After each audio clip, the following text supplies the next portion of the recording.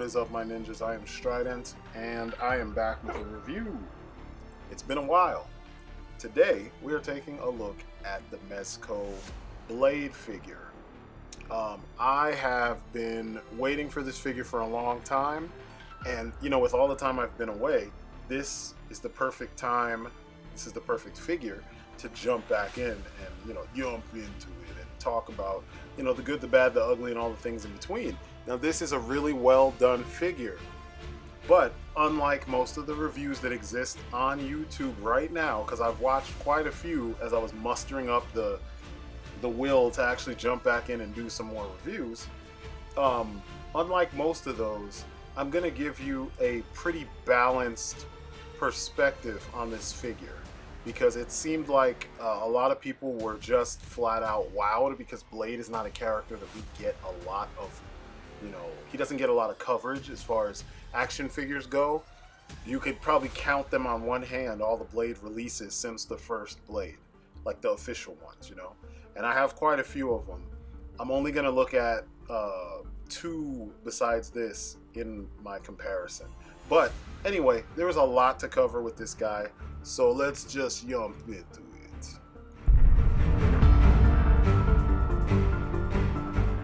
So immediately, from head to toe, this thing is meticulously crafted.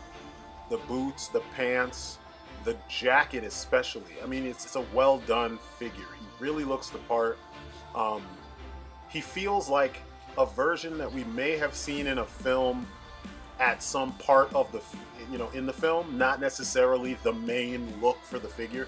Like, there's details missing, but the overall feel of this figure feels like, what Blade would look like in some movie that we haven't seen yet. You know what I mean? It's definitely a figure that takes cues from the Wesley Snipes Blade films, as well as the comics. It's very much a comic Blade because it's missing key elements that come from the film, which I'm going to make reference to often in this review.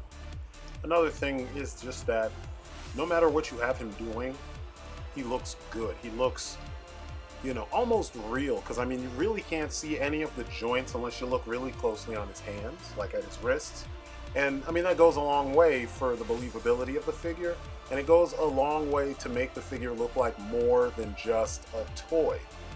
These are supposed to be higher end collectibles, and you kind of get that feeling looking at him in action, because the coat does a good job covering all the joints in the arm and torso, and then the pants do another job covering up joints and stuff. So for those of you who don't like joints all over the place, who nitpick figures for being figures, you'll be happy here, because that's not what you got here. You got a figure that is well executed to get him to feel more like a high-end collectible and not so much like a straight-up toy.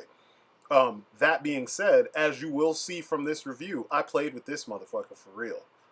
I was recreating poses and like this stuff you've seen him do in the movie. I was making him get busy with the martial arts, because I see that, Mezco bodies are some of the best bodies in the business. They're very durable, but they have a lot of articulation. I was surprised that Blade was as posable as he was, and I also was surprised that they chose this kind of a slimmer body. But realistically, it makes sense. He wouldn't have to be super jacked like Wesley was in the first Blade. But I mean, it was really hard to find anything, objectively wrong with this figure. I mean, the sculpt and the paint are top notch. And then the soft goods have been handled in a way that you really don't ever get the feeling that this is a toy so much. You know what I'm saying? Like, the proportions of the stitching, the proportions of the various folds and the layering and everything, it feels like it's in proportion to the figure. It's not sculpted, it's not stitched in a way that easily gives away that this is actually a 1/12 scale figure. And that is the corner of the market that Mezco is trying to corner. They're handling 1/12 figures with soft goods, and they're doing a really good job. You know, if they can keep this up and they can get it even smaller, you know, then it'll be perfect. And if they get more movie license, because I think in this case, that would have only helped this figure. I mean, no comic book version of Blade is more iconic than the film versions. It's just simple.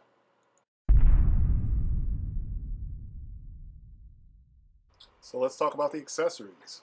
Everything that this guy comes with is well done, beautifully painted, beautifully sculpted. They're pretty generous too with a lot of the things that are here. The thing is, he just comes with a ton of stuff, a shit ton of stuff.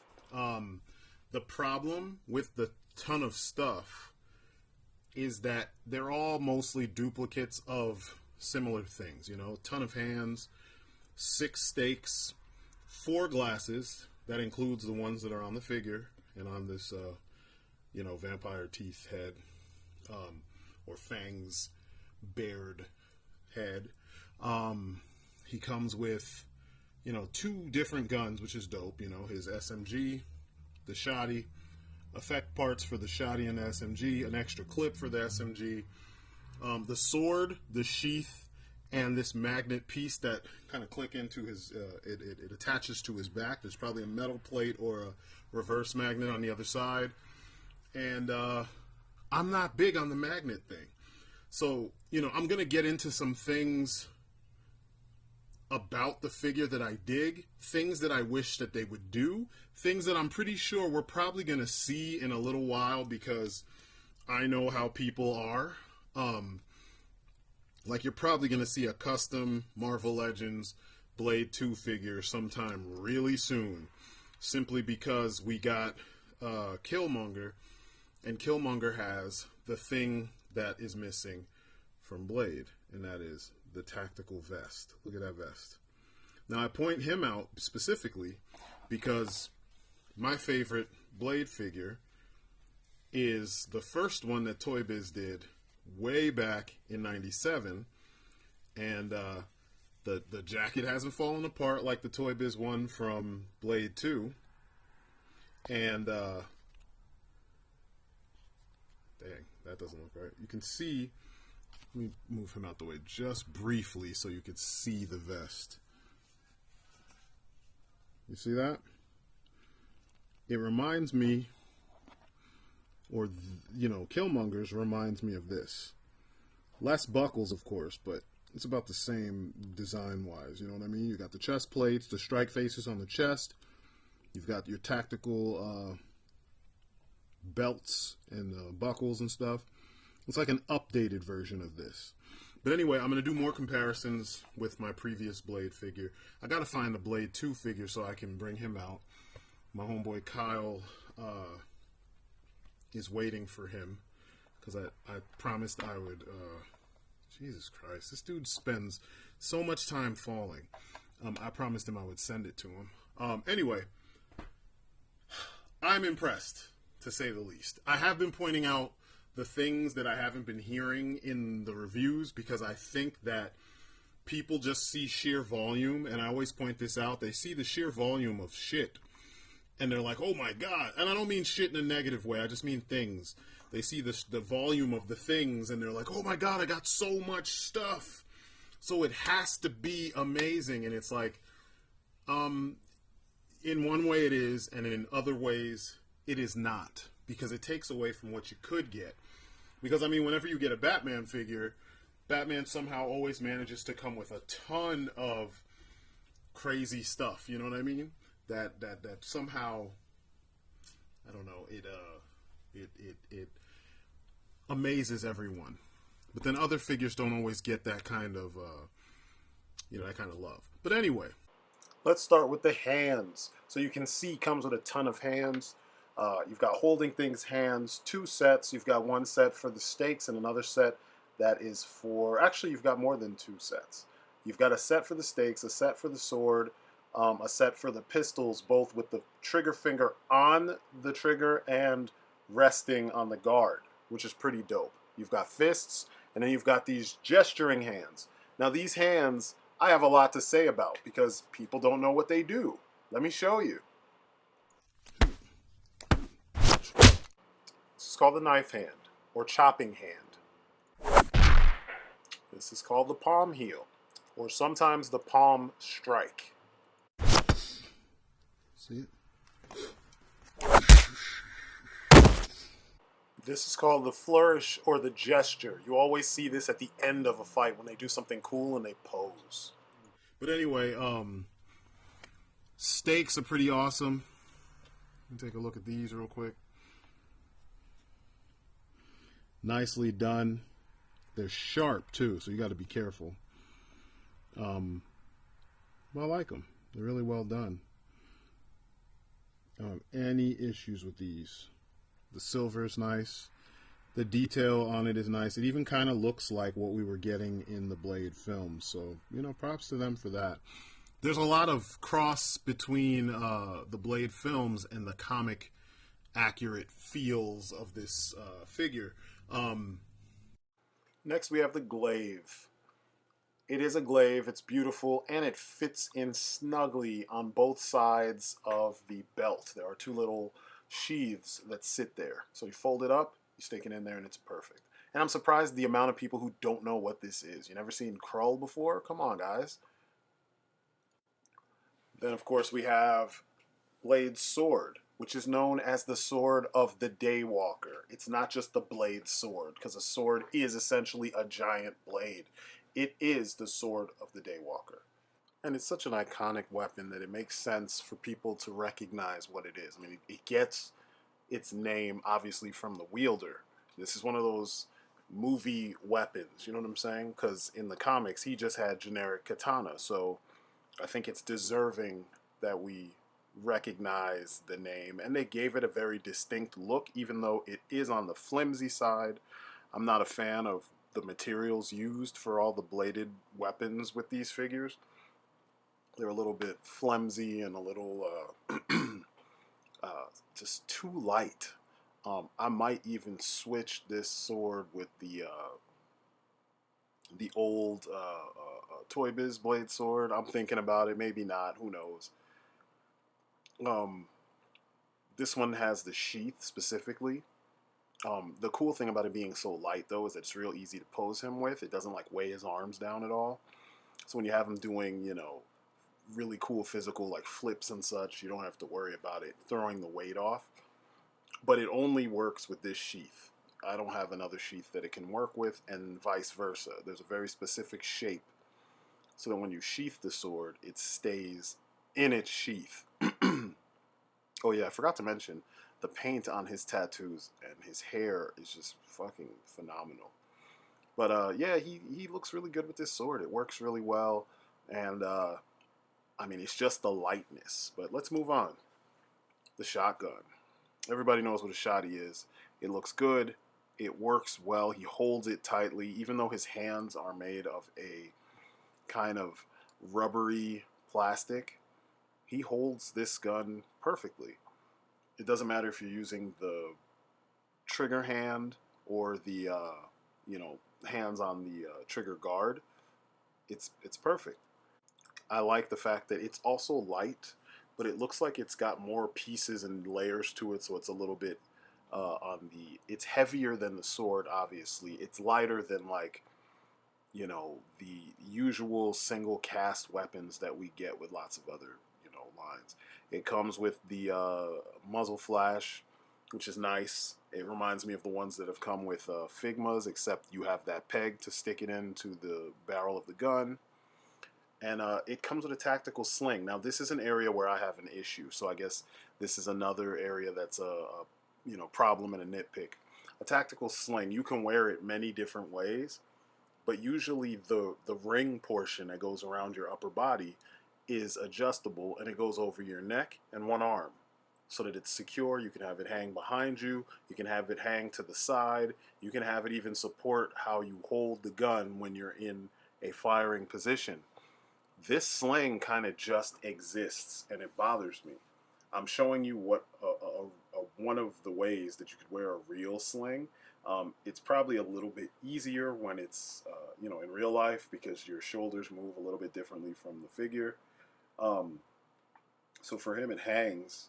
Um, you would need to keep that in his coat for it to work perfectly.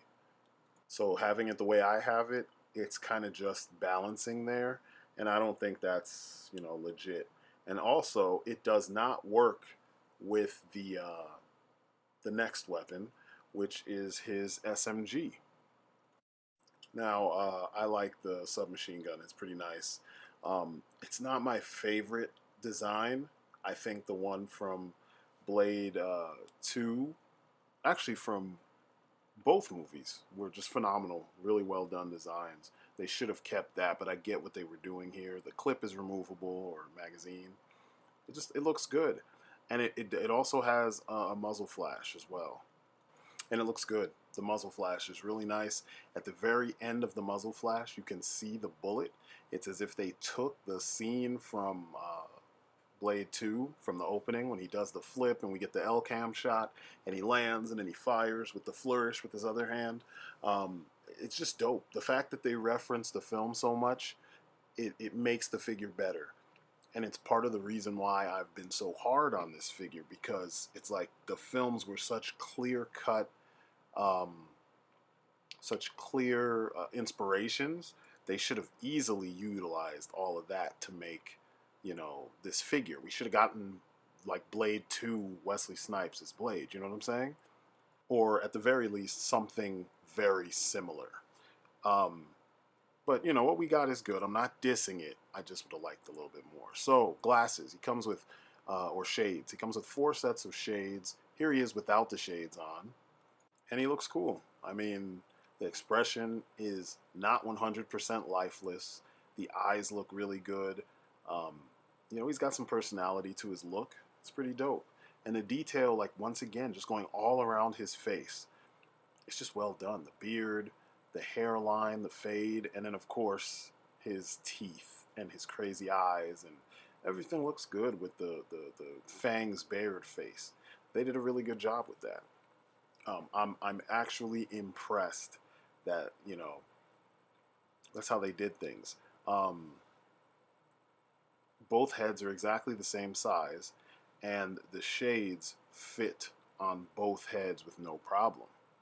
And that's something I really dig, because a lot of times shades don't really hold on to the head the right way. Um, with the old Blade figures, I had to do things to get the shades to stay, with the exception of the very first one. He had pegs that kind of hold them in place, and I'll show you those later. But yeah, they did the damn thing here. His accessories are all on point, with the exception of the materials for the actual sword, the Daywalker sword. Um, everything else is great, you know? Kudos, man, kudos.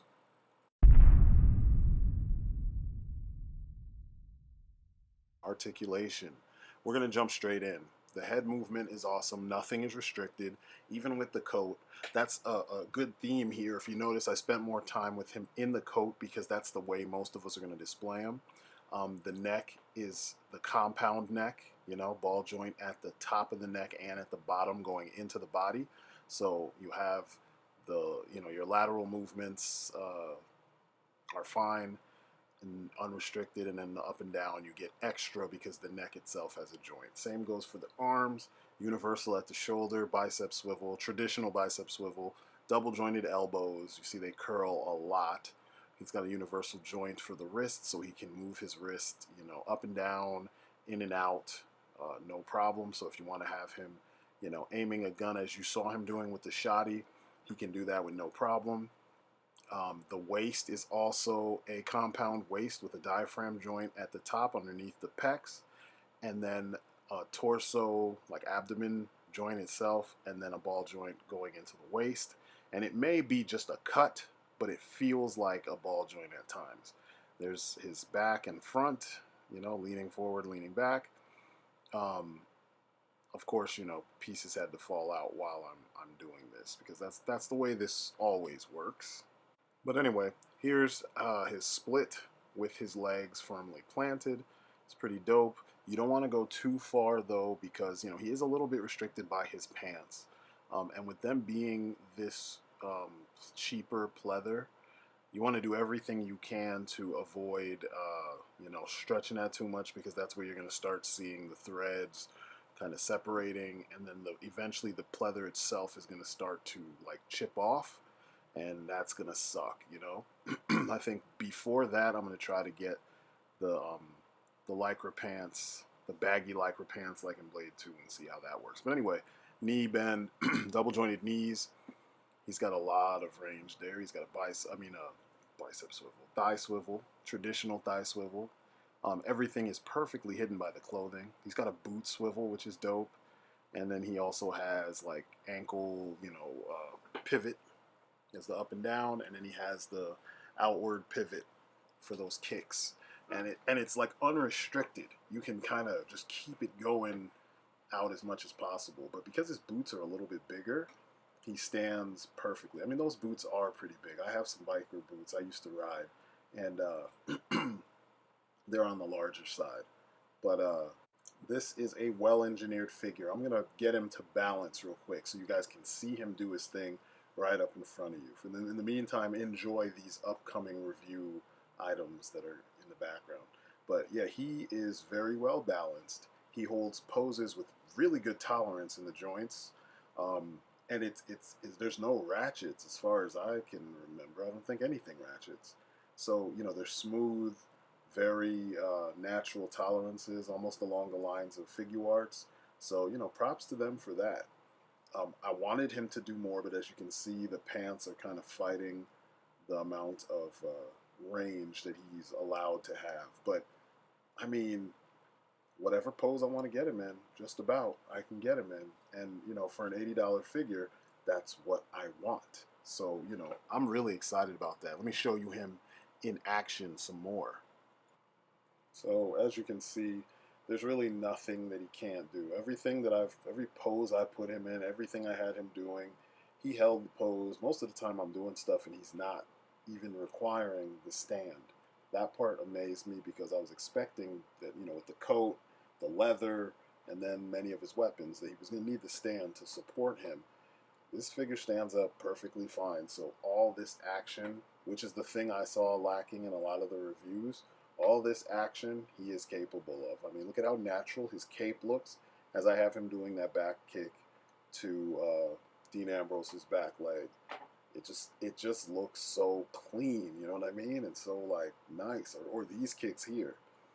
I managed to give him the like scissor splits, and he holds those really well, and the pants don't get in the way. So this dude is going to shine on a shelf, especially if you have him in an action pose. So all of you who usually stand your figures up and just leave them that way, you need to get him moving.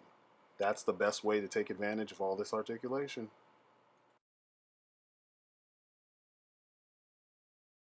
So this is more of a nitpick and less of a problem or an issue. This magnet shit for the sword, the sheath, I'm not feeling it. I don't like that. And you all know it. I've been talking about it all throughout the video. It's not my friend. It's not my favorite. I need the harness and I need the other piece connected to it. You know what I mean? I need my next part. Why does he have no vest? I mean, how does that make sense? So what I want is more of this, some of this here. It's comic, but it's based on the film. Even this here, which I love. Something with the buckles. Here's another comic version, which is more along the lines of what I showed you earlier. Even this, and this is bare bones. Just make that look more like armor, more like this. I would take that any day over this. This is too plain for such a tactical character. So I had some Sigma 6 straps, like a harness, and I put that on him. It's not yet fully form-fitting, but it even feels more along the lines of what I'm asking for. So it doesn't even have to be armor. It could be just a harness to go with the sheath. And then I'd be happy. Or happier, you know what I mean? More content. Blade is just too iconic, and they got him so right in the first two films that this is how he should be portrayed always. You know what I'm saying? Or something along these lines. Okay, so we're going to compare a bunch of different figures. You all know these are the usual suspects. You got Figuarts, you got Marvel Legends. These are good size. You got some Black Series, Mythic Legions, some Figma, and a SIC way on the other end. So you get to see how he scales with all those. And I think he works really well. I mean, SICs are usually on the bigger side, but he fits in with them as if he's part of that line. And then when you have him next to, like, Figmas are really small, but when you have him next to, like, Black Series or, even Mythic Legions, he fits in. Here are some larger figures and a couple smaller figures, and I think he looks pretty cool next to the Revoltech and all that. Here he is next to another Revoltech that I just added into the mix. And, Proxima Midnight's supposed to be huge, and Sagat is Sagat. Here he is next to a bunch of different NECA figures. And you can see he scales well. NECAs are kind of closer to 7 inches, so it just works a little bit better with them. Yeah, I don't know. I think that they got off the whole scale thing with him, and I don't really have any issues with him at all as far as his size goes. He's pretty cool looking, pretty cool, pretty good size. I kind of do wish he was bulkier, just a little bit, because Blade is on the more muscular side. Here he is compared to the other Blade figures that I have in my collection. With the Blade 2 figure, the trench coat fell apart.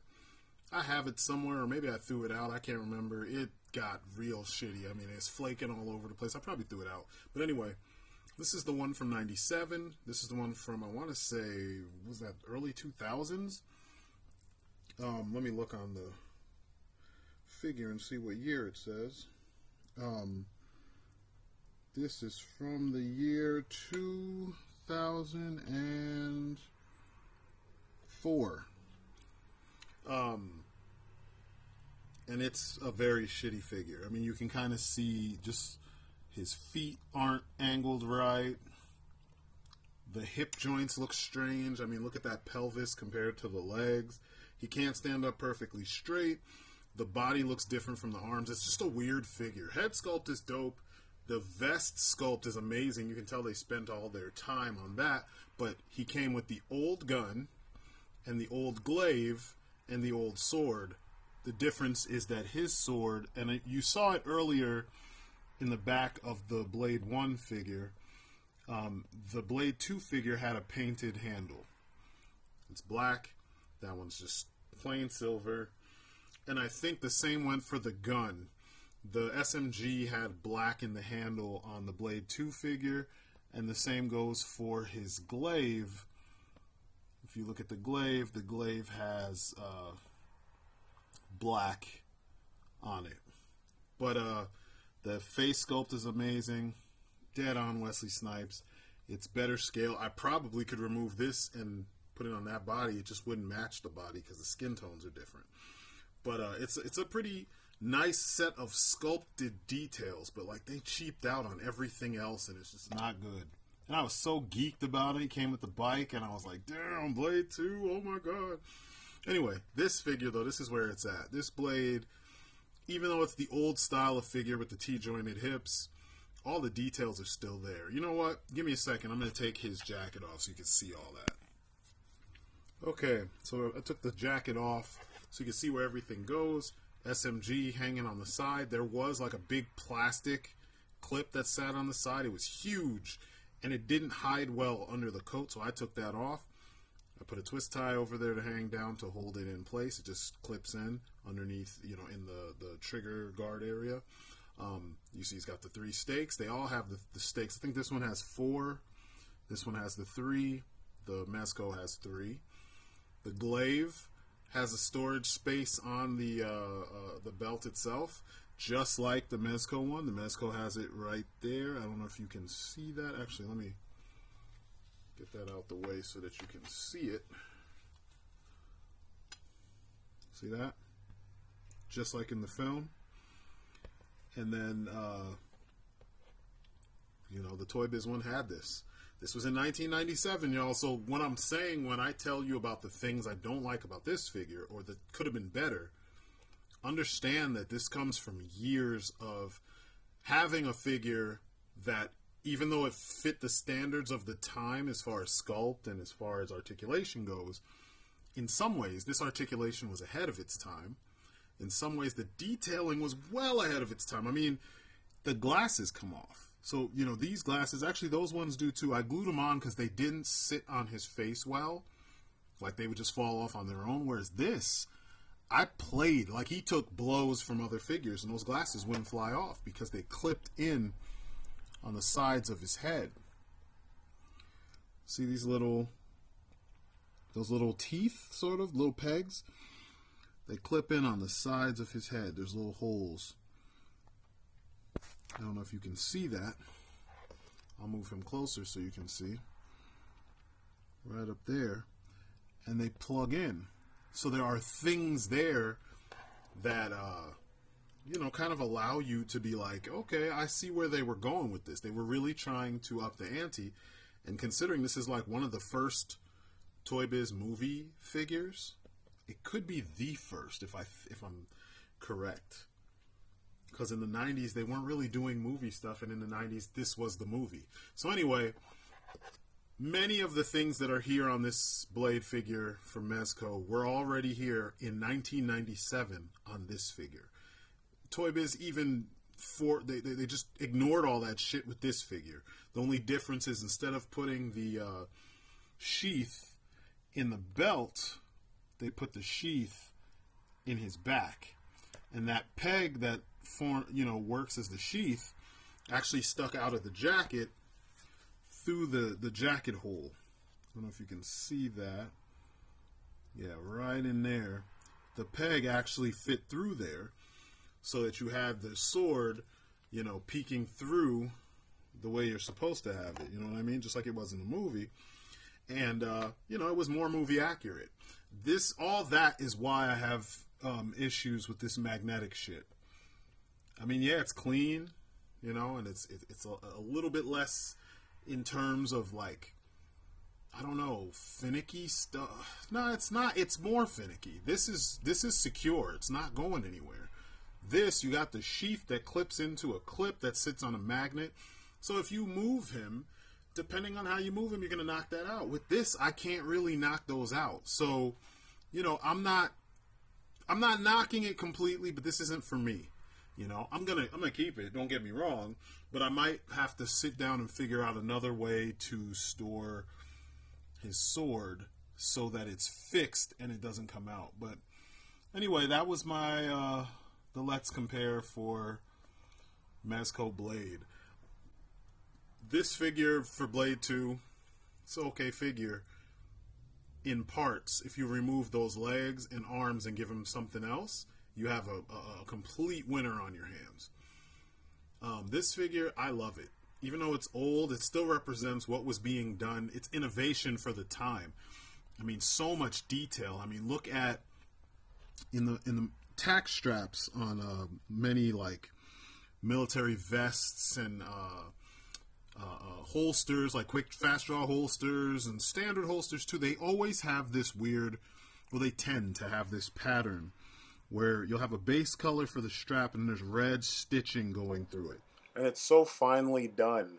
You got to give them props. I mean, it's not perfect by any means, but I mean, it's there. It's a small detail, and it's pretty much in the right places. So props to them for that. And that was 1997. Come on, guys.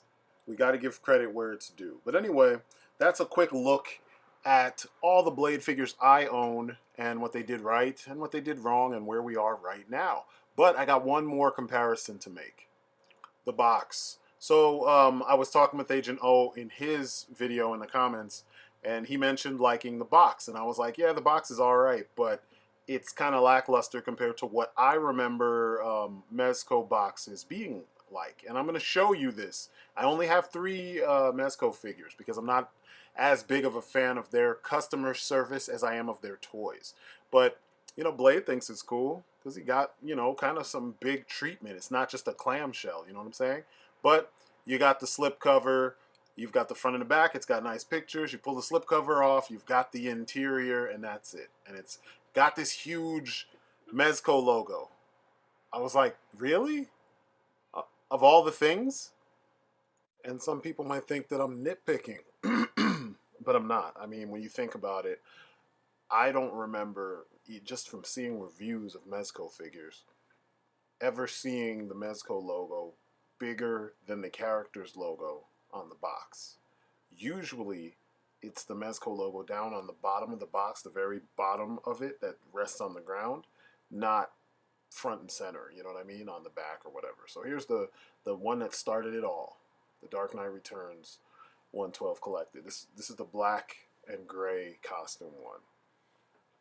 This was my second Mezco, because remember I had the blue one. So you see the slip cover, the cool graphic on the actual box itself, the lightning. Then the box itself, nice material, cool graphic. It opens to reveal all this. Not to mention that the door has a magnet inside. So I'm like, wow, that's a lot. You know, I was kind of expecting Blade to have similar things. There could have been glyphs. There could have been, you know, his tats or something, you know, kind of resembling that as an element, a graphic element on the box. But you think I'm still picking. Okay, here's my other 112 collective. It's the BVS SCULPT. And you see the graphics on the front, the back, the slip cover, the design on the actual package, and the door. So, you know, I'm not exaggerating when I say Blade didn't really get that much more than, you know, he didn't really get a better treatment. But at least the figure, you know, that's really what I talk about. So there's that. So the bottom line here, it's weird because as a Blade fan, there is so much that I want to see done.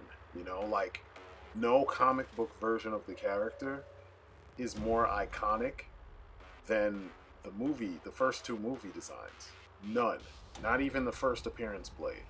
Yet this version kind of skirts the fence between being more movie accurate and then being a comic book version. And I get it because they might want to do another one down the road, but it's like, why not give us, you know, super heavily inspired by the film designs? You know, from the sword peeking out of the back of his coat to them, you know, deciding to use a magnet to just have it floating there because that looks practical, that looks believable, that looks like something you would see in real life. It doesn't. It just looks kind of lame. You know, if you're gonna do that, then, you know, incorporate armor in the actual, you know, jacket design so that the sheath can actually rest somewhere. You know what I'm saying?